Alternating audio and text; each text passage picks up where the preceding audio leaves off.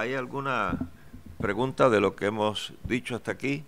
¿Algo que hay que aclarar antes de entrar en lo próximo? Hasta anoche está todo bien, por lo menos, claro. Les insisto porque yo llevo muchos años en la iglesia y una de las cosas difíciles en la mayoría de las iglesias es la capacidad de réplica, o sea, el responder. Nos hemos acostumbrado tanto a escuchar y a decir amén, que es ya casi una costumbre, esté uno de acuerdo o no esté de acuerdo, pero se queda y por dentro dice, oye, no me gustó esto, lo otro, pero no se expresa. La manera de ayudarse es sencillamente expresar su punto de vista. Y es muy difícil en algunas congregaciones porque no hay la costumbre. Y eso puede ser de cualquier denominación. Pero ustedes siéntanse libres de cuestionar cualquier cosa que yo diga. Recuerden ustedes que la base es las Sagradas Escrituras. Y hay cosas que se pueden probar con la Biblia y hay cosas que no se pueden probar con la Biblia. Por ejemplo, cuando uno estudia la Biblia o cuando uno critica cualquier idea, hay una de tres posiciones en que la idea puede caer. Puede caer como una idea bíblica, como una idea extrabíblica y como una idea antibíblica. La idea bíblica es la idea que se puede sustentar con la Biblia. No sencillamente porque uno cita pasajes de la Biblia, sino porque uno puede demostrar que esa es una enseñanza bíblica. Por ejemplo, en el libro de los Hechos, los primeros discípulos vendieron todo lo que tenían, hicieron un fondo común y de ahí vivían todos. ¿Es esa una práctica bíblica? No. Es una práctica contenida en la Biblia, como historia bíblica, pero no es un concepto bíblico, porque Dios no manda a que la gente lo venda todo y haga un fondo común. Y la historia indica que aunque eso lo hicieron de muy buena fe, fue un serio error económico que le creó serios problemas a la iglesia. Luego Pablo andaba buscando ofrendas en otra parte del mundo para mandárselas a esa gente. Lo hicieron de buena fe, llenos de amor, como respuesta a la experiencia que habían tenido con el Espíritu Santo, pero se equivocaron. Entonces yo no tengo que hacer eso. La gente cree que porque una persona es pobre yo la tengo que ayudar. No. Yo me pregunto por qué es pobre. Bueno, algunos cristianos, no, pero es que en la Biblia dice que ayudar a los pobres. Sí, pero ¿por qué es pobre? Porque hay algunas personas que son pobres porque mientras yo estaba trabajando, ellos estaban mirando los pajaritos azules. Entonces, ¿yo qué culpa tengo de que sean pobres? Yo perdí a mi padre a los 9 años y empecé a trabajar a los 11. Tuve que dejar la escuela a los 11 años. Me puse a trabajar. Por eso es que yo a los vagos no le doy ni la hora. En donde yo vivo hay un montón de gente que le llaman homeless, o sea, gente sin casas. Y se paran en las esquinas con un letrerito aquí. Yo nunca les doy un centavo. ¿Por qué? Bueno, yo llegué al mismo país donde llegaron ellos y nunca fui homeless, porque trabajé siempre en lo que apareciera.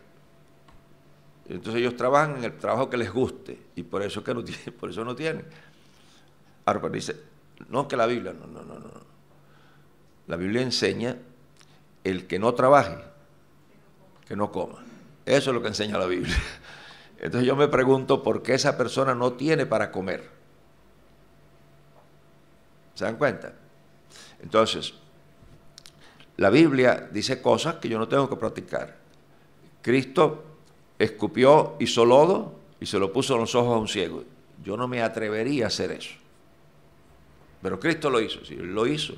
Está en la Biblia, pero no dice la Biblia, cuando te encuentras a un ciego, haz lodo con tu saliva y pónselo en los ojos. ¿Dice eso? No, eso no lo dice. Entonces hay cosas que están en la Biblia, pero no son bíblicas. Lo bíblico es lo que está en la Biblia como una opinión divina, como un mandamiento divino.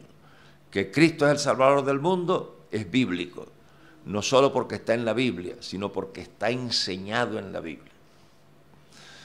Lo otro es lo extrabíblico. Lo extrabíblico es aquello que no está en la Biblia, pero que no está en contra de la Biblia. Por ejemplo, usted puede tener, no sé aquí cómo lo hacen, hay iglesias que toman la comunión el primer domingo de cada mes. Hay iglesias que la toman todos los jueves. Usted la pueden tomar todos los días si quieren.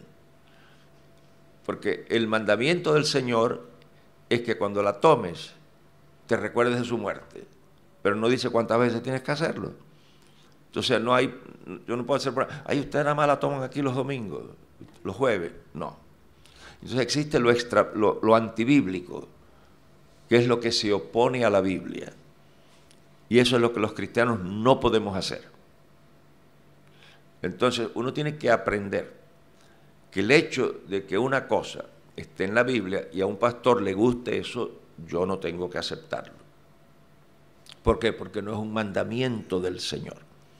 Y yo insisto en que la gente tenga una mente crítica, una mente analítica, que cuando le presentan algo se lo elaboren, Y así crié yo a 3 hijos. Cuando yo le ponía normas y me preguntaban, papi, ¿por qué? Hay padres que dicen, porque yo soy su padre. Y así es como se hace. Yo creo que eso es ofensivo. Yo nunca le dije eso a mis hijos. Yo siempre le expliqué la razón en la que yo basaba la norma que yo les establecía. Y entonces les decía, pero si ustedes tienen una manera mejor de hacerlo, me lo dicen y lo hacemos como ustedes dicen. Claro, un niño de 7 años no va a poder saber mejor que un papá de 40. Pero yo quería que ellos supieran que tenían el derecho a réplica, el derecho a pensar. Y que su papá, si le decía, no se puede hacer esto, su papá tenía que tener una razón para que no se hiciera eso. Así es como yo he sido pastor siempre. Pongo una norma, ¿por qué, pastor? Por esto, por esto y por esto, y les documento con la Biblia porque eso es así. ¿Es claro eso? Y esa es parte de mi trabajo, es hacer que la gente piense, que la gente desarrolle sus propias convicciones basadas en las Sagradas Escrituras. Y a eso yo le llamo la libertad gloriosa de los hijos de Dios. Y cuando usted vive así, vive feliz. Porque a algunas personas se les enseñó algo y cuando ya son mayores, o son adultos, o ya tienen 18 años, 20 años, descubren que eso era falso. El efecto que siempre tiene es, si me engañaron en esto, ¿cómo no estoy seguro que me engañaron en lo otro? Y entonces, en lugar de separarse de ese principio de la iglesia, se separan de toda la iglesia. Porque si esto que me enseñaron es falso, ¿cómo sé yo que todo lo otro que me enseñaron no es falso? Es claro el principio. Muy bien. Entonces, me pueden interrumpir. Sigamos con la historia de Adán. Parece que algunas de las cosas con relación al pecado posiblemente no están claras. Fíjense, el pecado desde el principio no es determinista. Hay posiciones filosóficas, que es lo que algunos llaman el determinismo filosófico, otros el determinismo económico.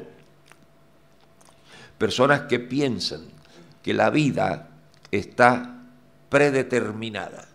La palabra que usan algunos es el destino. No es así. El hombre que Dios creó es libre. Y desde el principio, el pecado es una opción. No es determinista. El ser humano no tiene que pecar. El ser humano no tiene que resignarse al entorno y permitir que el entorno determine lo que es su conducta. Si ustedes van otra vez a la Biblia, observen cómo dice el capítulo 3. Pero la serpiente era astuta, más que todos los animales del campo que Jehová Dios había hecho, la cual dijo a la mujer, con que Dios os ha dicho que no comáis de todo árbol del huerto. Miren, primer principio. Toda tentación es una forma de engaño.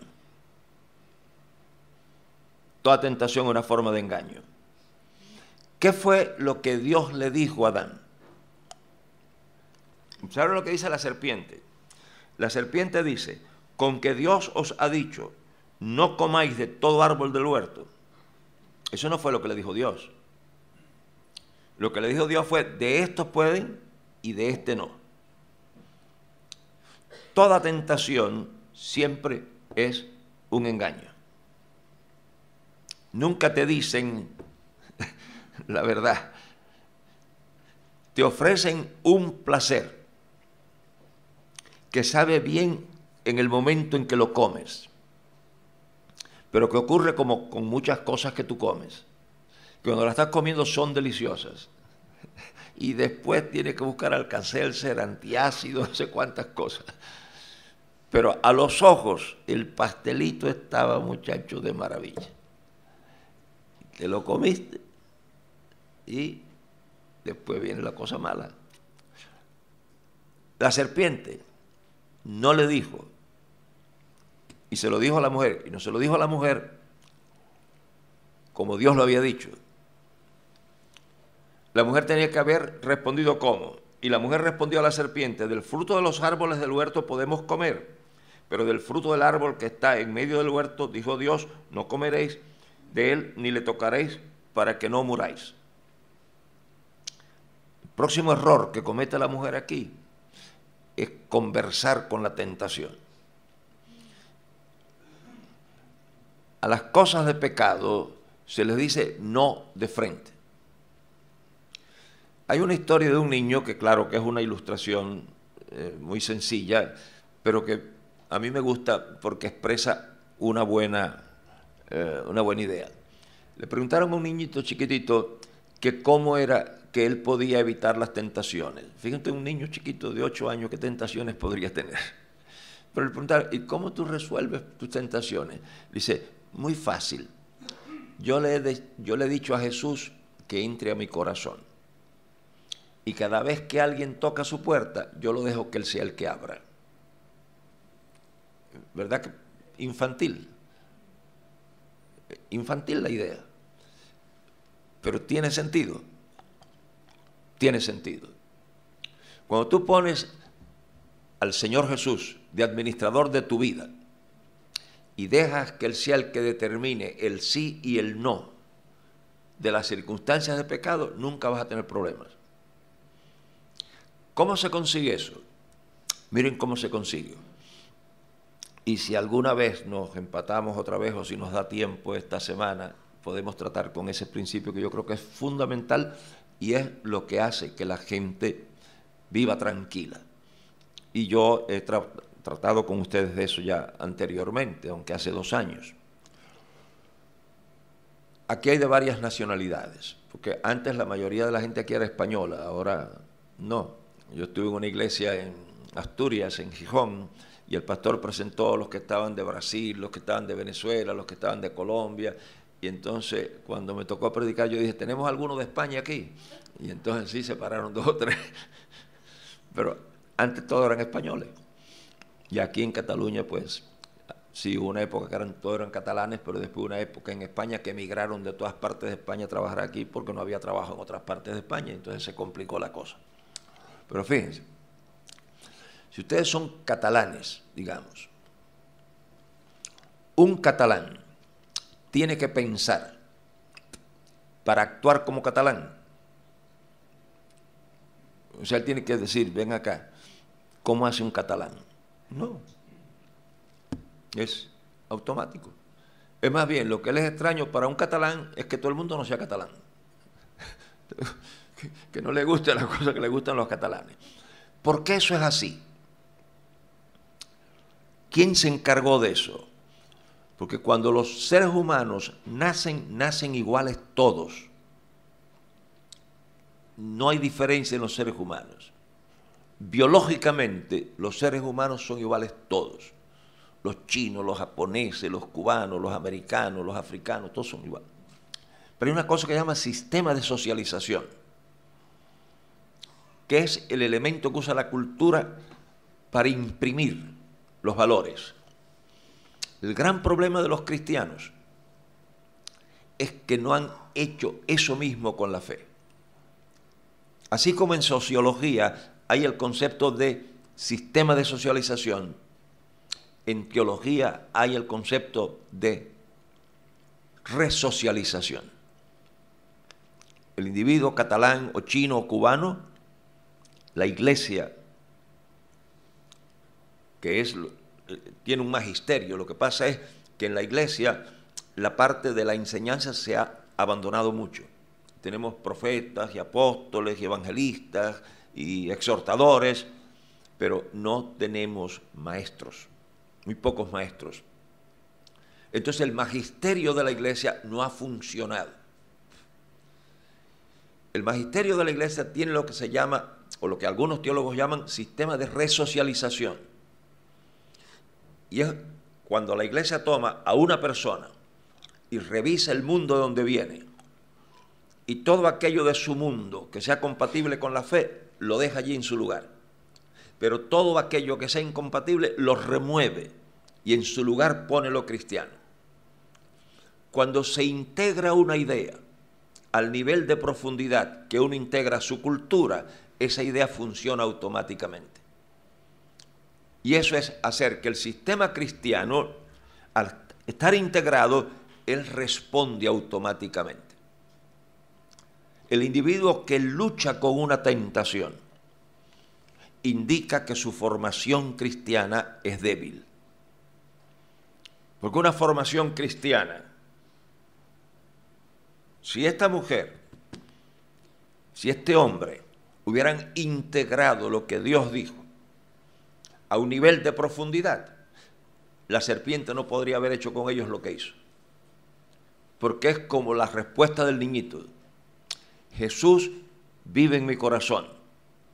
Y cuando alguien toca la puerta, Él se encarga de abrir o de no abrir.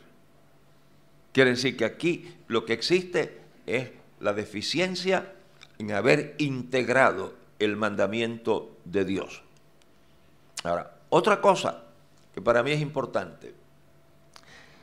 ¿Qué tiene que ocurrir en la vida de una persona para que pueda obedecer lo que Dios le ha dicho?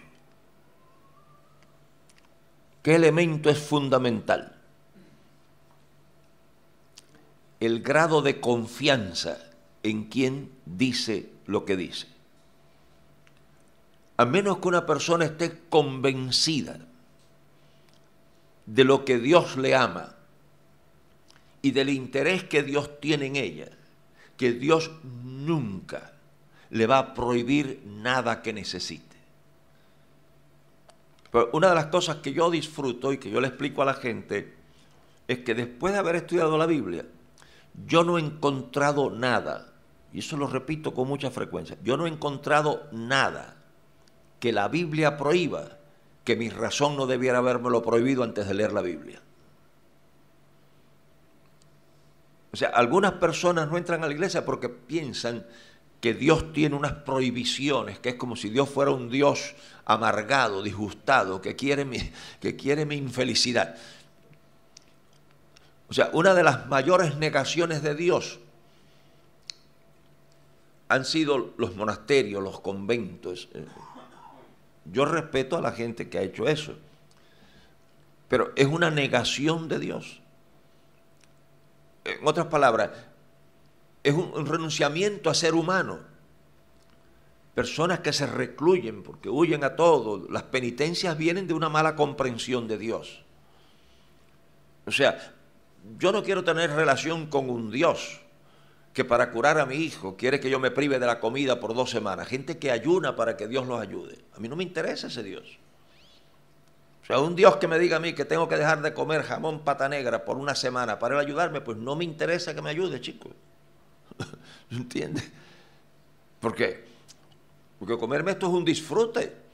¿Cómo tú vas a decir, para que yo te ayude, te tienes que sacrificar? No. Entonces, la gente tiene una idea muy extraña de que Dios prohíbe cosas que son necesarias al disfrute humano. No, no, no, no, no. Si esta mujer hubiese sabido que cuando Dios le dice, no comas de ese árbol, no es para privarla de un placer, no es para privarla de un placer, sino es para establecer una relación de su propia capacidad moral, no hubiese comido. Pero entonces observen ustedes, fíjense, sigue diciendo, entonces, pero la serpiente dijo a la mujer, no moriréis. Ese diálogo no se hace. La Biblia dice, si oyereis hoy su voz, no endurezcáis vuestros corazones. Con el pecado no se juega, no se coquetea, no se ve qué tan lejos puede uno llegar. Entonces, al establecer el diálogo, la mujer le dijo, no, esto es lo que me han dicho, pero del fruto que está en medio del huerto, dijo Dios, no comeréis de él, ni le tocaréis para que no muráis. Entonces la serpiente dijo a la mujer, no moriréis, sino que sabe Dios que el día que comáis de él, serán abiertos vuestros ojos y seréis como Dios, sabiendo el bien y el mal. ¿Cuál es la estrategia de la serpiente? Poner dudas en la mente de la mujer de las motivaciones de Dios. Dudas en las motivaciones. No, Dios está diciendo esto por esto y por esto y por aquello. Ahí empieza a agrietarse la relación. Fíjense, en psicología hay un concepto que dice que lo que es real para una persona es real en sus consecuencias. Lo que uno tiene aquí. Y eso se usa mucho en medicina, en lo que llaman placebos. Pero fíjense ustedes en relaciones interpersonales cómo funciona. Una mujer que está segura de la fidelidad de su marido, tiene absolutas dudas, completamente confianza. El marido la llama, le dice, cariño, mira, no me esperes a cenar porque se me han formado un lío aquí en la oficina y tengo que hacer una especie de informes y de cosas y voy a llegar tarde.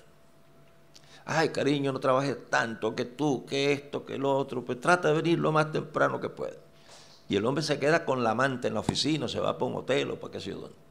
Llega a la 1 de la madrugada y la mujer lo está esperando y tiene una vasija, palangana, le dicen los cubanos, con agua, con sales, agua tibia. Le dice, ay, mi amor, que tanto trabajo, venga y ponga los pies aquí y repóselo, y le da un masaje con sales y con aceite, que está trabajando demasiado. Ella está segura de la fidelidad de su marido. Hay otra mujer que es muy celosa, muy desconfiada, siempre está viendo fantasmas en todas las esquinas. Y el marido llega ahora para cenar con un ramo de flores. ¿Qué estará escondiendo este sinvergüenza? ¿Qué habrá hecho que me trae el ramo de flores? Y este es el fiel chico, pero que vio las flores. Como yo a veces voy para casa y no sé aquí, pero allá donde yo vivo, en las esquinas, en las luces de tráfico, hay personas vendiendo flores. Entonces, mientras está la luz roja, ellos las venden. Entonces, a veces yo veo las flores que le gustan a Carmita y le compro sus flores y se las llevo. No pasa nada, no he hecho nada malo, es que las vi. Como ahora, por ejemplo, estuve el otro día ahí en el estacionamiento esa cosa del Corte Inglés, y Carmita tiene una perrita, y a mí no me gusta tener una perrita dentro de la casa. Yo podría vivir sin la perrita. Pero a Carmita le gusta la perrita, dice que es su compañerita, que le avisa cuando llega gente, qué sé yo, cuántos líos de eso. Entonces, pues yo quiero la perrita porque Carmita quiere la perrita. Y entonces pasé así y vi unas cosas allí que dicen que es para limpiar los dientes a los perros.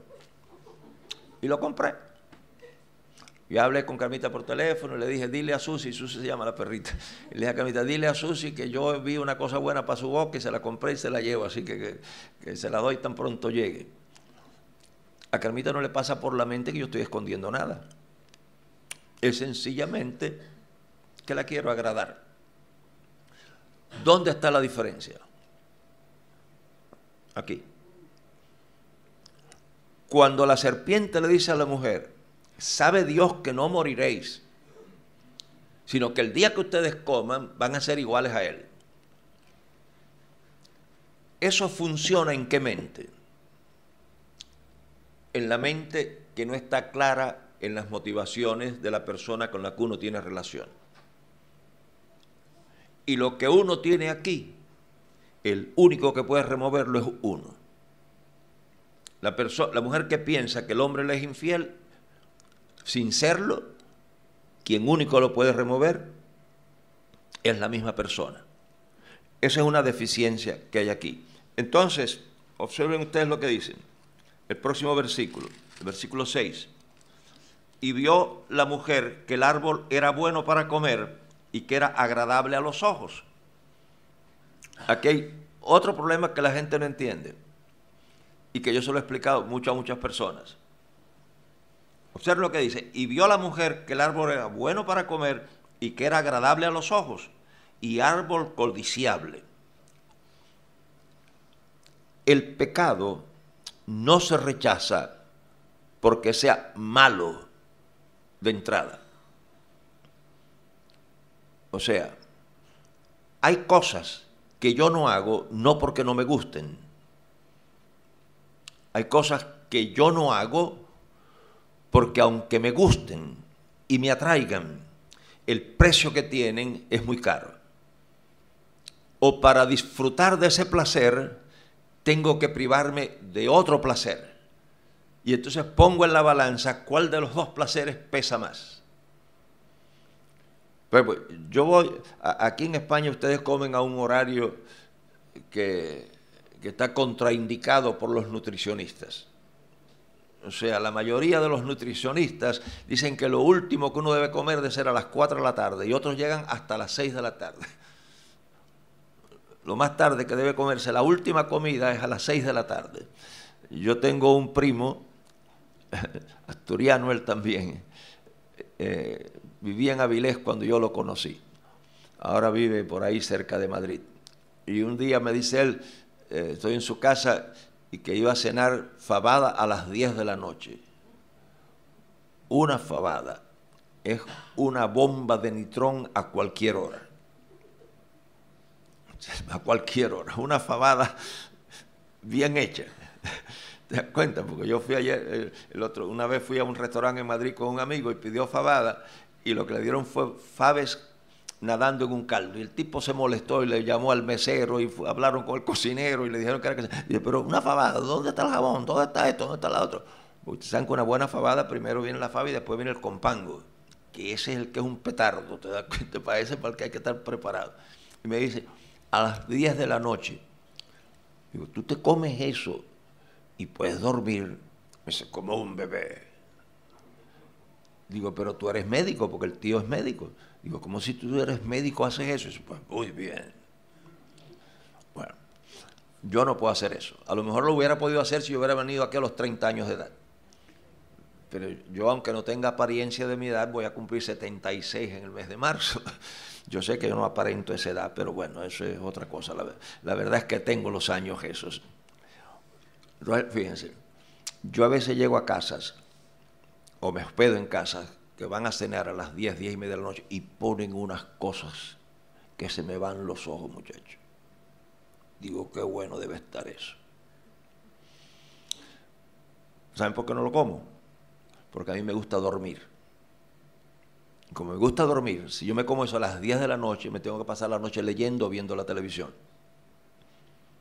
Digo yo que ese plato no luce bien. Digo yo que no se ve sabroso.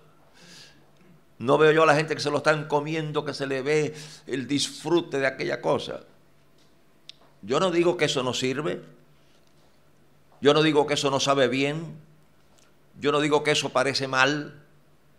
Yo digo que yo tengo que escoger entre comer eso y dormir. Y a mí me gusta más dormir que comer eso a esa hora. Tan simple como eso es lo que yo hago con el pecado. Una cosa no tiene que ser desagradable, ni horrible, ni fea. La pregunta que yo me hago es, ¿la puedo disfrutar y seguir disfrutando mi comunión con Dios? ¿Ven qué sencillo es el principio? Ven que el cristianismo mío no es un cristianismo de eso, de lucecitas rojas, ni de treparme por las paredes, ni de sentir cosas, no, no, es muy práctico.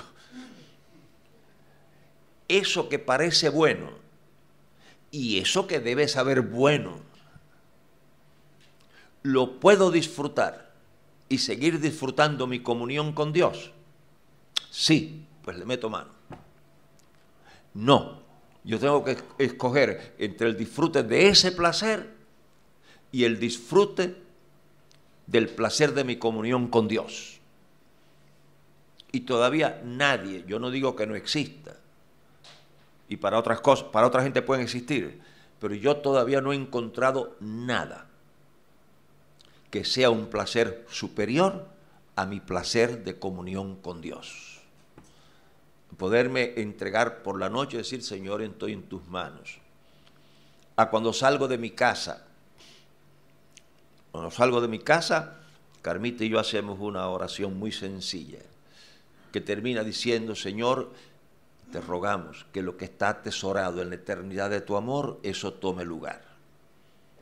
El placer de yo poder decir que puedo morir en un accidente, pero nunca accidentalmente. El placer de saber que el ángel del Señor acampa en mi derredor y me defiende. ¿Qué placer puede superar al placer de la certidumbre del cuidado divino?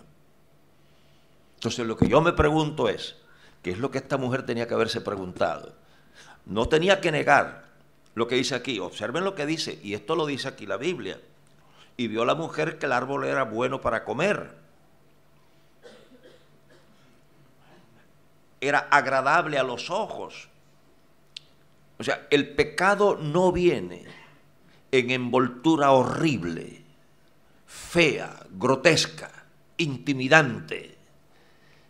El pecado viene en papel de regalos, con un botoncito arriba, con una florcita arriba. Lo que hace falta es preguntarse, ¿esto me priva de lo otro? Y fíjense, yo no sé si yo en la otra vez que estuve aquí le hice esta historia, pero cuando yo era estudiante teníamos que hacer prácticas y trabajar en alguna iglesia. Y yo era el ayudante de un pastor siendo estudiante. Un hombre que ya había sido pastor por muchísimos años, y pues yo era quien le ayudaba, se suponía que yo aprendiera en la práctica. Miren lo que este hombre me dijo, y de eso hace muchísimos años. Él me dijo que una mujer en su lecho de muerte, y aunque esto parece grotesco y vaya frío, pero encierra una verdad gigantesca. Y esa es la realidad con cualquier pecado. Ella en su lecho de muerte, miren lo que confesó, miren qué confesión. Dijo que a ella le gustaba tratar de seducir a curas y a pastores, dijo ella. Dice, porque seducir a un mecánico es seducir a un hombre, seducir a un médico es seducir a un hombre, a un arquitecto, a un carpintero. Dice, seducir a un pastor o a un cura es ganarle a Dios. Observen. Porque se supone que ese pastor y ese cura, para ceder a mi seducción, yo tengo mayor atracción para él que Dios. Vaya, ustedes lo pueden mirar como una cosa diabólica, pero es una realidad. Y no hace falta ser ni cura ni pastor. Cuando usted o yo, como cristianos, pecamos, estamos diciendo, esto tiene un valor superior a Dios. ¿Es clara la idea? ¿La estoy explicando bien? En la realidad, cuando usted y yo pecamos, estamos diciendo, Dios tiene menos valor que esto. Esto tiene más valor que Dios. Usted no puede, yo no puedo comer de ese árbol sin sacrificar a Dios. Cuando la gente piensa en eso, cuando se piensa en esos términos, ¿ustedes no creen que el pecado perdería la batalla con los cristianos? Y no hace falta una experiencia de 21 días de ayunos en una cueva. Hace falta sencillamente pensar en esto.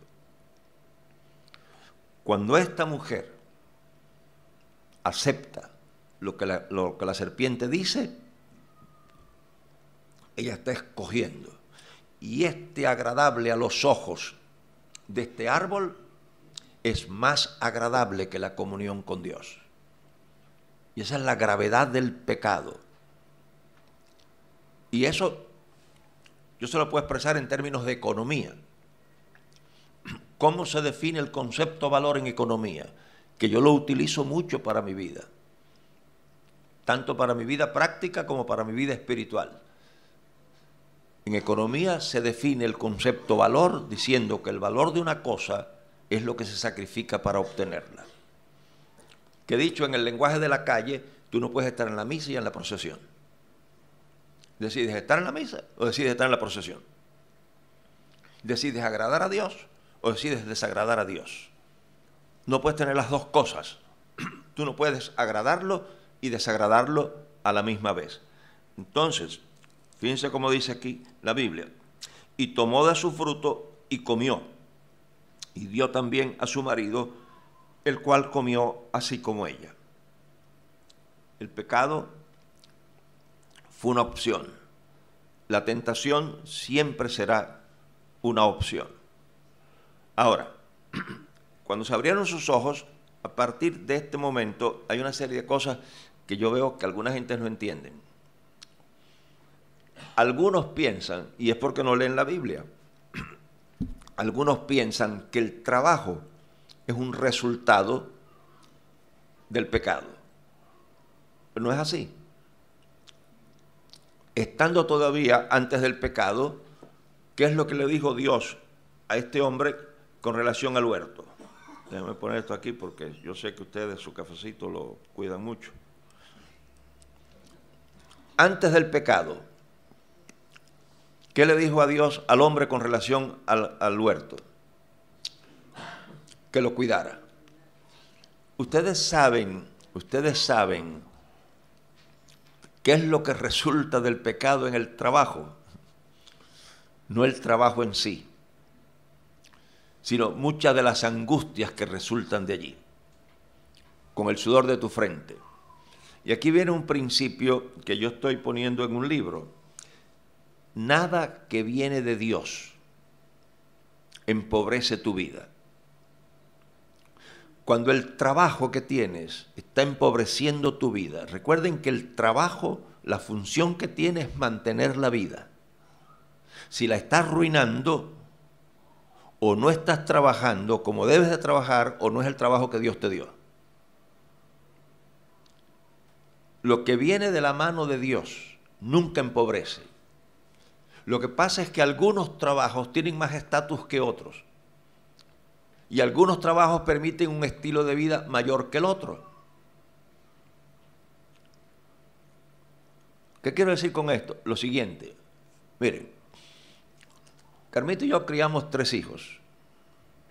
Ella dice que los crió ella porque como yo viajo, pero no, yo no he viajado toda la vida. En los últimos años que yo viajo mucho, porque ya están criados los muchachos, pero ella dice que yo, y como ella no está aquí para dar su versión, pues yo doy la mía, y yo digo que los criamos entre los dos. Cuando ella venga algún día, pues ella dará su versión de la cosa, ¿no? Y entonces ustedes escogen cuál de las dos les gusta más. Pero fíjense, los niños nuestros, nosotros nunca los llevamos a Disney World. El lugar es el parque de diversiones ese famoso que tienen allí. Nunca. Los vecinos los llevan, nosotros no. Nosotros íbamos a un campamento que yo pagaba $3 diarios por una cabañita. La piscina era una piscina pequeñita. El trampolín, le llaman trampolín aquí donde la gente... ¿Saben cuál era el trampolín de la piscina donde se bañaban los hijos míos? Los hombros míos. Yo me metía en el medio de la piscina y ellos se paraban aquí y de ahí se tiraban. ¿Ustedes saben cuándo tuvimos televisión en colores nosotros? Fíjense, nosotros tuvimos televisión en colores cuando el hijo mayor estaba en el ejército, el segundo estaba en la universidad y el más chiquito, el más joven, estaba terminando el instituto, lo que llaman allá high school, o sea, lo que viene inmediato a la universidad. Fue cuando compramos una televisión en colores. Hasta ese momento, todo el mundo tenía en colores. Y yo estaba viviendo en Estados Unidos, yo no estaba viviendo en la selva, ni nada de eso. Nosotros teníamos blanco y negro, y pequeña. ¿Por qué? Porque esa costaba barata. ¿Por qué era eso? Carmita, entre otras cosas que ella sabe, es diseñadora de modas. Ella puede crear un vestido de su cerebro. O sea, ella no necesita los patrones, esas cosas. No, ella es creadora de los patrones, de los modelos. Viviendo en Nueva York podría haber ganado el sueldo que hubiera querido. Nosotros decidimos que la mamá no tenía sustituto, porque ni la abuela sustituye a la madre, porque las abuelas no tienen la capacidad de disciplina que tienen las abuelas que tienen las madres. Y por eso es que nosotros decimos por allá que la madre disciplina y la abuela malcría. ¿Te acuerdas? Así que la abuela sustituye a la madre en cuanto a criarlo, a alimentarlo, pero no en cuanto a disciplinarlo. La abuela promedio no se atreve de pegarle al niño, ni de regañarlo, ni de castigarlo. Entonces, la madre no tiene sustituto. Entonces nosotros vivimos con el sueldecito mío, con limitaciones, pero encantados de la vida. Y usted le preguntaría hoy a uno de nuestros hijos, ¿qué tú habrías preferido? ¿Vacaciones en Disney World, televisión de colores, o tu mamá a las 3 de la tarde en la puerta de la escuela esperándote para llevarte a la casa, prepararte un chocolate y verte jugar? Y yo voy a decir, no. Olvídate de eso, olvídate de la televisión, y olvídate de Disney World, olvídate de esto. Quiere decir, el trabajo no es para empobrecer la vida, es para mantenerla. El hombre no trabaja por una maldición, a menos que sean como la gente que dice, ¿y por qué tú eres vago, chico? Dice, no, esto es una cuestión de familia, esto es una cuestión moral, una venganza de familia. El trabajo mató a mi padre y yo he decidido matar al trabajo, como venganza. No es así. Es mala administración. Lo que se deriva del pecado son consecuencias que no tienen que ver nada con las cosas naturales. Trabajo, bien. Ahora, este hombre que peca, ¿en qué se convierte? Y aquí viene una teoría mía. Ustedes han estudiado y se han cogido algún curso de antropología. El hombre de la antropología, ¿cómo se encuentra? Cuando tú estudias el origen del hombre en antropología, ¿qué hombre tú te encuentras? El hombre de aquí de Génesis, ¿cómo tú entiendes a este hombre? ¿Qué tipo de persona era Adán y era Eva? A mí, la impresión que yo recibo que eran personas con desarrollo intelectual. O sea, conversaron con Dios. Y una de las teorías de la producción del libro de Génesis es que hay una parte del libro que lo escribió Adán. Porque hay algunos que demuestran que en el tiempo de Abraham ya había escritura. Otros van a negar eso. Entonces, cuando tú lees Génesis, tú lees a un hombre como el que tenemos hoy. Inteligente, capaz de comunicarse, capaz de hablar. Cuando tú encuentras al hombre de la antropología, ¿cómo tú lo encuentras? Es el hombre de las cavernas, el hombre bruto, el hombre incapaz de pensar. Es más, cuando tú estudias el desarrollo económico de la humanidad, hay 5 etapas de ese desarrollo. Y la primera etapa es la de un hombre que come como los animales. Come lo que produce la naturaleza, las frutas, las hierbas, no tienen la capacidad de cultivar, no tienen la capacidad de crear. Un animal que vive en cuevas, en el desarrollo económico del mundo, visto desde esa disciplina o desde esa posición académica, el hombre no tiene la capacidad de construir edificios ni casas. Hay una secuencia de su desarrollo. Empieza en una cueva, luego es que tiene una especie de tienda de campaña con las pieles y con pedazos de madera. Luego, cuando él descubre que puede comer animales, que puede cultivar, porque primero es un hombre que caza y que se va detrás de las manadas, pero como emigraban, al llegar el invierno y esas cosas, no podía el hombre seguirlos, entonces descubre que los puede domesticar. Y usted va viendo así el desarrollo hasta el que tenemos hoy. ¿Existe el hombre de las cavernas o existe el hombre del jardín del Edén? ¿Cuál de los dos hombres es el real? Bueno, algunos tienen sus luchas y algunos dicen que el hombre de aquí es un mito, que el hombre real es el de la antropología. Los cristianos dicen que el hombre de la antropología es un mito, que ese no existe, que el que existe es este. Para mí existen los dos hombres. Y lo que hace la diferencia entre los dos hombres, es el pecado. El pecado embrutece. Yo creo que el hombre fue de Génesis. Y cuando pecó, su enajenación con Dios es la que produjo el hombre de las cavernas. El pecado tiene la capacidad de embrutecer. Personas que pueden tener mucha educación desarrollan una vida completamente absurda, completamente irracional, cuando se envuelven en el pecado. Yo creo que existió el hombre de las cavernas. Hay documentaciones, yo no me atrevo a dudarlo porque hay suficientes evidencias de que el hombre ese existió. Yo creo que existió este hombre. Lo que produce el otro hombre es el pecado.